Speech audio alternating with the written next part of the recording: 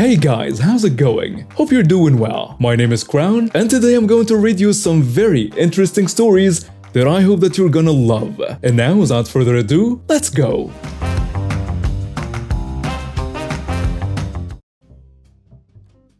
First off, I'm so glad I finally found something to tell all my weird, strange and totally crazy stories on. I love it here. Okay, so on to the story. I live in a mobile home on property that has been passed down for generations. It belonged to my great-grandma, my grandma, and now my mama. So if something was to happen to my mama, the land would go to my brother and I. Since he already has a house with one of my favorite sis-in-laws, the land and house would belong to me. So me and my parents were talking one day and I mentioned how I was craving some peaches. I usually get them in a jar filled with sweet juice. Yummy. And Mama said that's something she's wanted to get for a while. Some peach trees. So I got all excited and went to a co-op. If you don't know what a co-op is, it's a place where you can get gardening tools, seeds, trees, plants, fishing gear, and so on. It's like a mall for us country folks. I get to the co-op and find the peach trees. Call Mama, give her the price and tell her there were some plum trees available as well. So I got one plum tree and one peach tree. I get that plant food and some bricks and other stuff to decorate around it. I got home and my dad asked if I could plant them because he had to go take a family friend to therapy. Fine enough. I grew up being a tomboy, so I know what I'm doing. I come out of the house in my messy clothes, my gloves, whatever else I need. Now, I already had the stuff laid out in the yard, knew where I was planting them and all, but something in my gut and spirit was throwing me off. Do you ever get the feeling you were being watched? Yeah, I had that feeling. I look up and it's a white car driving by mighty slow. Okay, so what's not about to happen is me getting kidnapped in broad daylight. No ham, no turkey, no bacon. Not today. For a female, I know how to take care of myself. I go in the house and get my knife that I keep for protection and stick it in my pocket. I should note that there are two entrances in our yard that are connected. So it's like you come in one entrance and can go out the other. I came back outside and this same car came back and pulled into our yard and went out the other way. Okay, now I'm creeped out. So I grabbed my phone and put 911 on speed dial. I've lived in this neighborhood my whole life, but I'm a homebody. I don't like going out that much, so after I put the phone on speed dial, I put it right next to me on my small table and got started digging holes for our trees. Soon as I'm done digging, I grab the plant food and the trees, fix them up real nice and straight, and put the dirt back over. And now it's time for me to decorate. My favorite part. I grab my bricks and everything else, and not even 5 minutes of me starting, the same damn car is driving by. But this time it came into the second entrance and pulled all the way into the yard and stopped. Some tall, lanky guy steps out and says, "How much? How much do you charge for this? I like the work you did. I'm looking for someone to do a job like this." So I'm looking at him, all confused, and I say, "I'm sorry sir, but I don't do this for work. I'm just planting in the yard." He gives me a side eye and says, "How do you not do this for work? Clearly the owner of this house paid you to do it. Just give me an estimate. A man like you can do the work." Okay, I know I'm a tomboy, but how in the hell do you mistake a female with obvious female body proportions for a man? So I look at him all mad and say, 1. I'm not a man. 2. I don't do this for work. 3. This is my house and you are trespassing. Did you not see the no trespassing sign on the tree by the entrance? Big and black sign with big capital red letters. So now he got this I don't wanna hear no excuse attitude and says, "Look man, I just want a damn estimate. It's not that hard to do, just come up with a price to do the yard work." Yep, right about now I am pissed to the highest level of pissivity. I remembered I had my phone already on speed dial, so I told him to either leave willingly or the police will be called. Whole time I already pressed dial. This fool really stood there for a second, completely stepped out of the car and stood next to it and said, "No." He said somebody was gonna hear about how I, who to him is still a man, won't give him service. Then asked a stupid question, where is my van or truck with our company name? Yep, my level of positivity is going higher. I am giving the 911 operator my address, and when he said that I screamed out, "Get off my property! I told you that this was my house, and that I wasn't a man, but you're about to get your body beat like I'm a freaking man if you don't leave." Mind you, I have my other hand in my pocket, with my finger on the bottom of my knife if he tries something. The whole time he's still standing there arguing with me. A few minutes go by and the police show up, and it just so happens to be a cop I've known since I was a kid. He was my big brother's chief when my brother was a policeman. Knew my mama and my daddy. Boy, was I happy to see him. As soon as he stepped out and asked what happened, I couldn't get a word out before this maniac went crazy about how I, an employee of a gardening company, cursed at him. That part was true. Threatened him. Also true. And assaulted him. Whoa now. That part was definitely false. Chief looked at him and at the house and back at me and said, "Baby girl, is that you?" I looked at him, took off my garden hat showing my high afro buff, put my glasses on and said, "Yep, it's me, Chief." Dude jaw dropped, then looked me up and down. Chief said, "This is a female, sir. She lives here in this house. I know her and her family very well. She doesn't work for a garden company. She and her parents just like to garden in their yard. You have been warned to leave this property because it's a private one, and you refused. So now I have to arrest you. You better be glad she didn't assault you like you claim she did. Because for one, with this being their property, they have a right to defend themselves on this property if you're still on it. And two, this girl grew up watching wrestling and wrestled with my boys. She kick your butt. Okay, hands behind your back, and I will call a tow company to come pick up your car." Meanwhile, I'm just standing there, a big grin on my face, when the chief was leaving. My dad pulled up and asked what happened, and I told him the whole story, and he decided to press charges because he was on our property. Oh, and now we have fresh peaches and plums that are so sweet. They have given me sugar plums. Little tiny plums that come up from eating something extremely sweet and are very, very itchy. Letting everyone know I'm not a diabetic. I get tested every month. I have even switched doctors and still don't have diabetes. My doctor has told me that my case of sugar plums is not severe because I stopped eating sweets like I used to as a child. I don't eat it all day every day. I drink my water, I eat my veggies and anything else. I usually only do sweets on the weekends, but now I only do it if I have a test for it. And on Friday, July 24th, I am getting me a cheesecake and chewing down cause I have a taste for it. So I work for one of many self-employable delivery apps that deliver food for various restaurants. On this particular day, I had gotten assigned to orders that were relatively close to each other. So I picked up the first order and got the second too. The first order, of course, gets dropped off first. It took me about 10 minutes to get to the first address and drop off the order. Except I couldn't drop it off immediately since I had to hand it to the customer.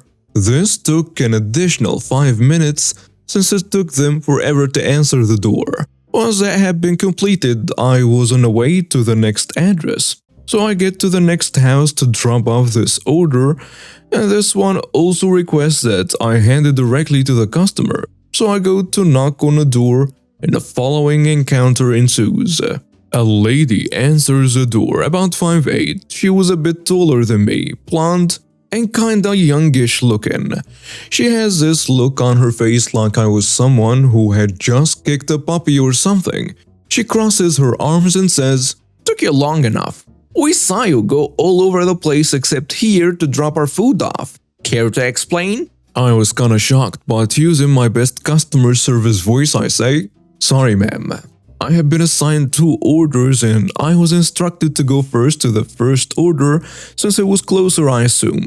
If there is an issue, you can contact insert delivery app's name, support, and they can try to work with you." She was not happy about this. She then tells me that she wants her order remade and wants it for free, or she will call the restaurant and have me fired. She had been very rude to this point and I really don't want to help her anymore. "Ma'am, I don't work for the restaurant. I'm an independent contractor. I am so sorry, but there is nothing I can do." After that statement, she became irate. She started to clap her hands and she told me, "Okay, you wait right here. I got something for you." I decided it's time to leave. Before I could completely get off the front porch, her husband came out. She was wearing a wedding ring, so I only assumed at the time. This will be confirmed later though. He's at least 6 feet even and started to scream at me to hold it right there. Now for further context, I have trained in multiple martial arts and self-defense for years. I heard this man come out and yell and I immediately turned to face him because you never want someone who is potentially aggressive to have your back. I'm still backing up, but now I have turned to face him, only feet away. He started advancing towards me.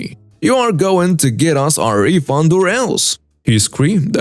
I replied with the same statement I told the lady, but in a softer tone to attempt to de-escalate this man. As I was mid-sentence, he pushed me back hard.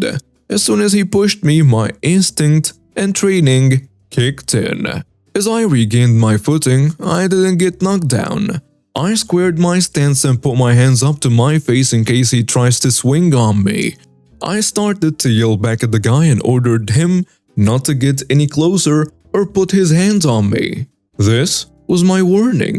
He then threw a wild punch that I slipped back with a lean and then countered with a front kick to his stomach. This landed flush, confirmed by the most notable oof sound I have heard many times before. He folded slightly, exposing his face, so I followed up with a 1-2 as trained. After eating a 1-2, he fell to one knee. I moved back slightly to disengage and told him to stay down so I can leave. Once again, you never just turn back on an aggressor. He got up red in the face and he screamed at me, "Screw you! I will kill you!" and attempted to charge at me. He threw another wild punch and another. I ate one, but slipped and ducked under the second to get around to take his back. From here, I attempted to wrestle him down. He kept trying to punch me and even elbowed me once in the face before I was able to trip him and take him down. I did my best to pin him, no hooks in case he picked me up and slammed me, but wasn't successful until he rolled towards me and I mounted him. He is mad. "I will kill you! Get off me!"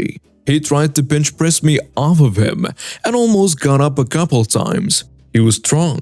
I told him I am not getting off until he calms down. Now he started to punch, scratch, and bite me. In response, I gave a good couple hammer fists to get him to cover up. And once he did, I got higher on his chest to pin his arms to his head. We remained there until the cops came. Once they arrived, they ordered me off him and put me in cuffs. I was put in a squad car until a cop came to get my statement and asked me what happened. I explained how they wanted a refund and I couldn't give it to them since I'm just a delivery driver. The cop told me the wife called and said I threatened her and was assaulting her husband on their front lawn. He asked me if I had any way to prove my side. Lucky for me, I have a dash cam in my car. I left the windows down. The cam caught some of the action from the front door on video and the rest caught on audio of him demanding a refund, threatening me telling him to back off Him telling me he was going to kill me, and even me telling him to calm down. Apparently, a neighbor across the street had a Ring camera, and it also captured the incident with video and some audio. The cops then let me go. They got my information and told me that my story seemed straight. I pressed charges on him and was told by the cops they would call me if they had more questions. Edit. I did report them to the app. Included a copy of the police case number from the record in my county. Should be sufficient to get them banned. Background. I used to test circuit breakers for a living. The large industrial versions of what you have in your home electric panel. Like the ones at home, most industrial circuit breakers have two means of detecting an overcurrent condition. Thermal, literally an element that heats up for seconds or minutes before opening the breaker, intended for small to moderate overcurrent events. And magnetic reacts almost instantly to very high overcurrent events. For special applications like firefighting bombs, you can buy circuit breakers which have magnetic only. Test methods are specified by the manufacturer and by the International Electrical Testing Association, NETA. Our tale. I was testing a large number of circuit breakers at a customer facility. The customer rep got used to my pattern of testing a group of thermal elements, allowing them to cool down, and only then testing the magnetic elements. When a fire pump circuit breaker came to my test station, and I only tested it for a magnetic trip, he objected. Hey, why did you skip the thermal? This is a magnetic only breaker. There is no such thing. Here is a manufacturer data showing the magnetic trip curve, but not showing a thermal trip curve. That doesn't mean it doesn't have a thermal trip. I want it tested. Okay, well, since I don't have a curve from the manufacturer, I don't know how long it should take to trip.